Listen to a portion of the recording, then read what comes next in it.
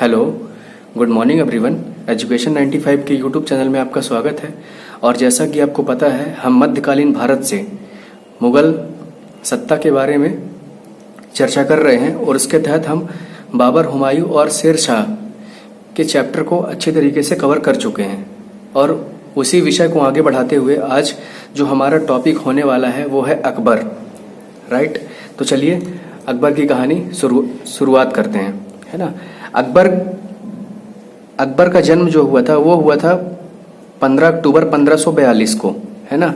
जो इसका time period होता है वो 1542 से लेकर 1605 तक रहता है ना। 1542 को उसका जन्म होता है और 1605 में उसकी डेथ होती है। अगर जन्म की बात की जाए तो जन्म हुआ था इसका 15 अक्टूबर 1542 को, है ना। देखिए, जब जो इनके पिताजी थे हुमायूं, जब ये लड़ाई कर रहे थे बिलग्राम की, कब? 1540 में। किससे? शेरशाह सूरी से। और उस बिलग्राम की लड़ाई में हारने के बाद जब हुमायूं भारत से बाहर की ओर जाने लगे तभी इनका जन्म हुआ, है ना, अकबर का 15 अक्टूबर 1542 को, है ना। और जन्म कहाँ हुआ? इनका जन्म हुआ राणा वीरासाल के यहाँ। राणा वीरासाल थे, उनके यहाँ इनका जन्म हुआ। अगर इनकी माता की बात की जाए तो इनके माता जी का नाम था हमीदा बानो और पिता का नाम था हुमायूं। आप सबको पता ही होगा, है ना। अब अकबर के विवाह की बात की जाए तो अकबर का जो पहला विवाह था वो था इनके जो पिता थे हुमायूं, उनके भाई, है ना, पिता के भाई का नाम था हिंदाल और उनकी पुत्री थी कौन? रुकैया बेगम। उनसे क्या किया इनने? पहला विवाह किया, है ना। तो जो उनका पहला विवाह था अपने पिता के भाई की पुत्री की बिटिया से, है ना, विवाह किया रुकैया बेगम।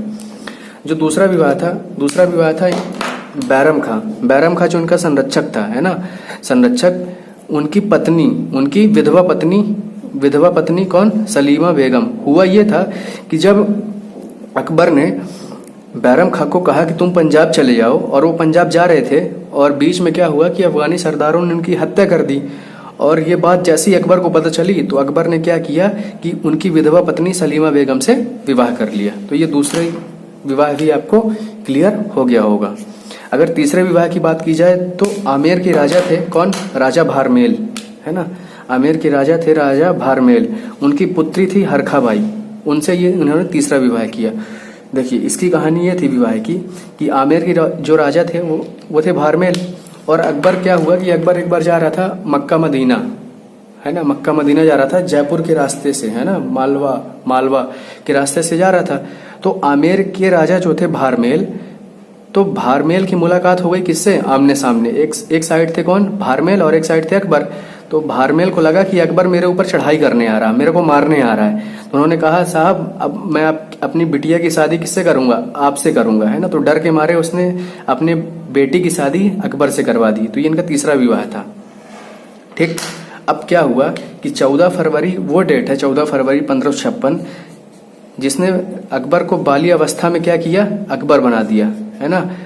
और बैरम खां को अपना इन्होंने संरक्षक बनाया। देखिए, इसकी कहानी ये है कि जब 26 जनवरी 1556 को इनके पिताजी की मृत्यु हुई तो मृत्यु के पश्चात इनको पता चला कि मेरे पापा जी की डेथ हो गई है। और ये छोटी अवस्था में थे, बाली अवस्था में थे, अल्पायु थे, है ना। मगर इनको ही राजा बनना था, है ना। वंशानुगत प्रणाली थी राजा बनने की, सुल्तान बनने की। तो इनको ही राजा बनना था। तो ये राजा तो बने, राजा भी बने।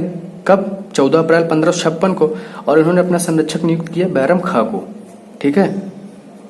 अब क्या हुआ कि बैरम खां जैसे संरक्षक नियुक्त हुआ तो बैरम खां, सच बता रहा हूं, बैरम खां ने बहुत मतलब शालीनता से, बहुत शिद्दत से, बहुत ईमानदारी से अकबर की क्या करना शुरू की? देखभाल करना स्टार्ट की।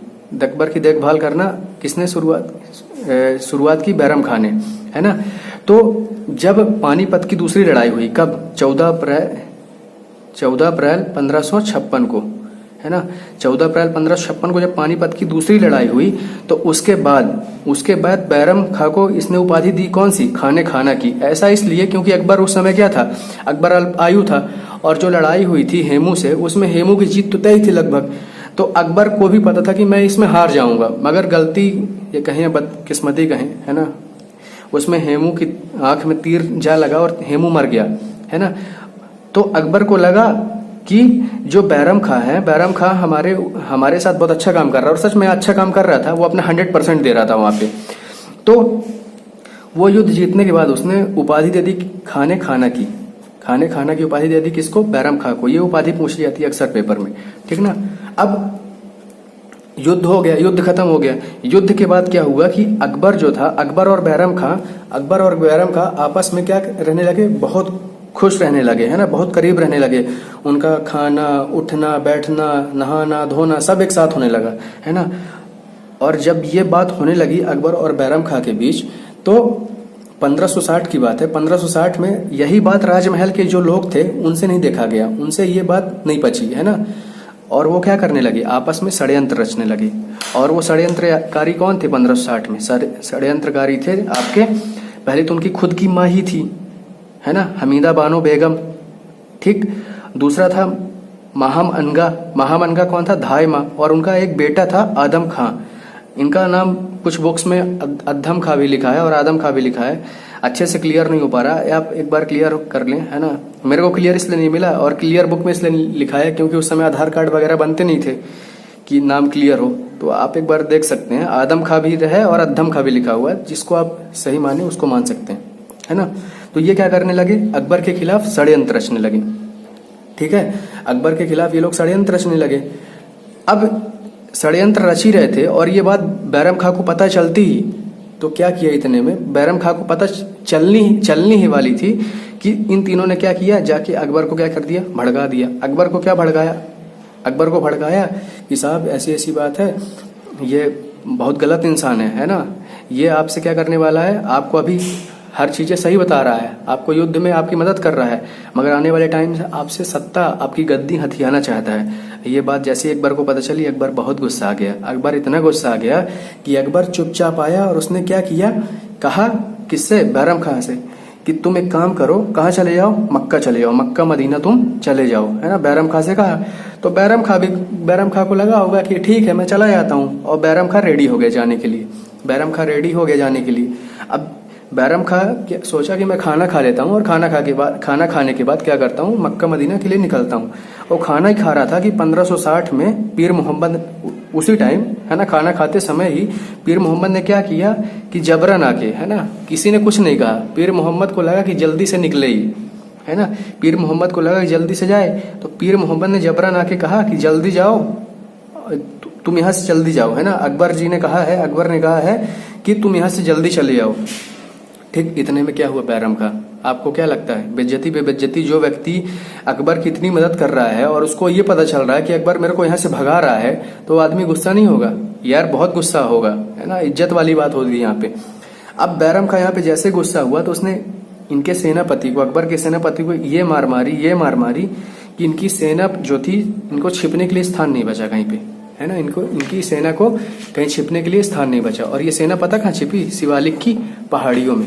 शिवालिक की पहाड़ियों में जाके छिपी। किसकी सेना? अकबर की सेना, है ना। और यही बात जैसी पता चली किसको? अकबर को ये बात पता चली तो अकबर गुस्सा होते हुए आया, मगर उसने मारा नहीं बैरम खां को, है ना। क्यों नहीं मारा? क्योंकि यार कहीं ना कहीं उसने मदद की थी, है ना, पानीपत की लड़ाई में। तो अकबर को जैसे ही पता चला तो अकबर आया और अकबर ने कहा कि एक काम करो, तुम अब मक्का मत जाओ, अब कहाँ जाओ तुम? पंजाब जाओ, है ना। तो वो बोला ठीक है साहब, हम चले जाएंगे, हमको क्या है ना। इस बार अकबर ने बड़े शालीनता से पेश आया, बड़े प्यार से वो पेश आया, है ना। तो वो पंजाब की ओर निकला और पंजाब की ओर जा ही रहा था कि 1561, है ना, 1560 में लिखा नहीं हूं मैं, 1561 में बीच रास्ते में ही अफगानी सरदारों ने क्या किया? उसकी मृत्यु मरवा दिया, है ना। तो ये बात जैसी अकबर को पता चली तो अकबर ने क्या किया? उसकी माँ से, है ना, उसकी पत्नी से, उसकी विधवा बेगम सलीमा बेगम से विवाह कर लिया, है ना। और उसका जो बेटा उसको भी खाना की उपाधि दे दी और उसको नवरत्नों में शामिल कर दिया, है ना। नवरत्नों में शामिल कर दिया। अब देखिए मेरे दोस्त, अकबर जब छोटा था, है ना, तब उसका संरक्षक कौन था? बैरम खां, है ना। बैरम खां उसका संरक्षक था। मतलब वो अपने पिता के समान, अपनी माता के समान लेडी से क्या किया? विवाह किया, है ना। अकबर अपने आप में बहुत महान नेता था, बहुत महान सुल्तान था, है ना, बहुत महान ही सुल्तान था। मगर जब उसके विवाह की बात होगी, और जब उसके हरम दल की बात होगी, हरम दल मैं समझाऊंगा क्या है, अभी कुछ देर बाद ही समझाऊंगा। हरम दल की बात होगी तब तक उस पर उंगलियां उठेंगी, उंगलियां उठती थीं, उंगलियां उठती हैं और उंगलियां उठती रहेंगी हमेशा जीवन भर। क्योंकि यार अपनी माँ समान लेडी से अगर विवाह कर रहे हो आप, है ना, तो आप समझ सकते हो, है ना, मैं ज़्यादा कुछ नहीं बोलूँगा। तो उसने क्या किया कि बेटे को क्या उपाधि दी, खाने खाना की, और नवरत्नों में उसको शामिल कर लिया। अब नवरत्नों में शामिल कर लिया, अब महामनगा यहाँ पे खुश हो गई। महामनगा को लगा कि जो मैं चाहती थी वो चीज़ मेरी सफल हो गई, मैं उसको भगाना चाहती थी और वो एक कदम आगे निकल गया, वो मर गया, है ना। तो अब महामनगा चाहने लगी कि जो उसका बेटा है ना, उसका बेटा कौन, आदम खां, है ना, आदम खां, वो क्या है, वजीरे आजम के पद पर बैठ जाए, वजीरे आजम के पद पर बैठ जाए।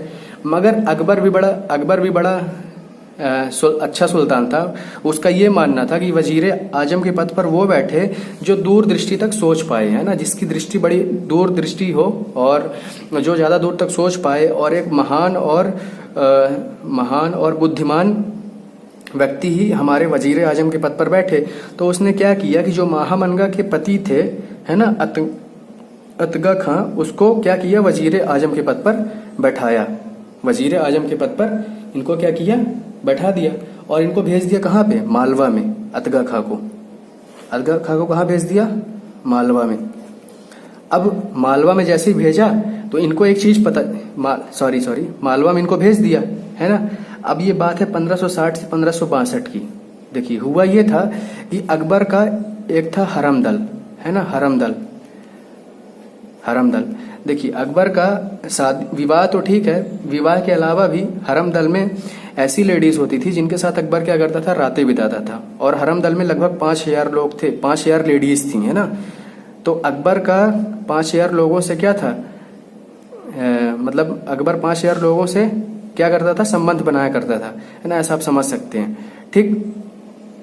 तो क्या किया कि महामनगा इस हरम दल से बाहर निकली, और हरम दल से बाहर निकलने के बाद उन्होंने 1560 से 1562 का जो शासन था अपने हाथों में ले लिया। इसी को बोलते हैं पेटीकोट शासन। हमेशा ये पेपर में लिखने के लिए आता है कि पेटीकोट शासन के बारे में समझाइए, तो यही है पेटीकोट शासन, है ना। अब क्या हुआ कि महामनगा के जो पति थे अतगा खां, जैसे ही वो पहुंचे मालवा, तो किसको, अकबर को पता चला कि वहां एक रानी है, रानी रूपमती, वो बड़ी सुंदर है, मंत्रमुग्ध। इतना खुश हुआ वो, उसको लगा कि अब क्या किया जाए, अब इसका क्या किया जाए। तो उसका रानी रूपमती पर दिल आ गया, है ना। नाम सुनते ही लोगों ने इतनी तारीफ कर दी कि रानी रूपमती इतनी सुंदर है, तो सुनते ही उसका दिल आ गया, है ना। इसके बारे में एक वीडियो बनाऊंगा, रानी रूपमती और मंदा बाज बहादुर, है ना, इनकी बहुत अच्छी लव स्टोरी है। तो क्या हुआ कि जैसे उसका दिल आया, देखिए अगर वो चाहता तो रानी रूपमती और मंदा बाज बहादुर को चाहे तो मतलब अपनी बातें मनवा सकता था, मगर उसको अगर बातें वो मनवाता तो उसको जो चीज़ चाहिए थी वो चीज़ कभी जीवन में नहीं मिल पाती। तो उसने क्या किया कि अपने 2 व्यक्तियों को भेजा, कहाँ पे, मालवा में, चढ़ाई करने के लिए, है ना, मालवा में। कौन कौन से 2 व्यक्ति थे, पीर मोहम्मद और आदम खां, महामनगा का लड़का, है ना। तो अब आदम खां बहुत गुस्सा है, अभी आदम खां गुस्सा था। आदम खां जैसे पहुंचा कहाँ पे, मालवा, तो आदम खां ने अपने पिता को क्या कर दिया, मार दिया, अतगा खां को मार दिया। और वजीरे आजम मतलब मंत्री को अगर किसी के मंत्री को अगर मारोगे तो क्या वो सुल्तान खुश रहेगा। वो जो अकबर था, अकबर कुछ नहीं देखा, अकबर दौड़ता हुआ गया, और अकबर जब पहुंचा तो आदम खां क्या कर रहा था कि महल में टहल रहा था, है ना, महल में टहल रहा था। तो उसने, अकबर ने क्या किया कि उसको वहीं से फेंक दिया, और तो सीढ़ी से गिरता हुआ आदम खां नीचे आया, और नीचे आके वो मर गया। और जैसे ये बात पता चली किसको, उसकी माँ को, महामनगा को, तो महामनगा भी क्या हुई, शोक से मर गई, है ना, शोक से मर गई। और इन दोनों का मकबरा अकबर ने क्या किया, सोचा कि थे यार, मतलब इन्होंने काम किया हमारे लिए, तो इन दोनों का मकबरा जो था हरोली में बनाया है, और अष्टकोण बनाया है, अष्टकोणी संरचना का मकबरा बनाया है ना, अष्टकोणी संरचना का मकबरा बनाया। अब अगर अकबर के थोड़े से काम की बात की जाए, मैंने इसमें लिखा नहीं है, मैं बता देता हूँ। अकबर के काम की बात की जाए तो 1562 में 1562 में इसने हरम दल समाप्त किया, है ना। हरम दल जो जिसमें खूब सारी लेडीज हुआ करती थी, जिनके साथ ये रातें बिताया करता था, रात को सोया करता था, है ना। तो वो हरम दल की इसने समाप्ति की 1562 में, और 1562 में इसने दास प्रथा भी हटाई, है ना।